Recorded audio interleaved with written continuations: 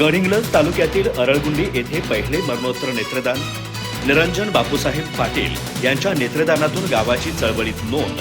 गेल्या 15 आठवड्यात 3 नव्या गावांचा झाला चळवळीत समावेश।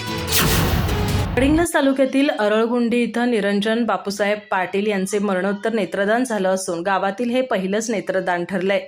या घटनेमुळे अरळगुंडी हे गाव प्रत्यक्ष नेत्रदानातून चळवळीशी जोडलं गेलं असून ते 28वे गाव ठरलंय। गेल्या 15 आठवड्यात 3 नव्या गावातून नेत्रदान झाल्याने स्वयंपूर्तीने या चळवळीची व्याप्ती वाढत असल्याचं चित्र दिसून येतंय। निरंजन पाटील यांचे सकाळी 9च्या सुमारास हृदयविकाराच्या धक्क्यानं निधन झालं। या दुःखद प्रसंगातून सावरत पाटील कुटुंबियांनी स्वयंस्फूर्तीने त्यांचं नेत्रदान करण्याचा निर्णय घेतला। गडिंग्लज येथील अंकुर आय बँकेच्या पथकाने नेत्रदानाची प्रक्रिया पूर्ण केली। त्यांच्या पश्चात पत्नी, मुलगा, मुलगी, सून, जावई, नातवंडे असा परिवार आहे।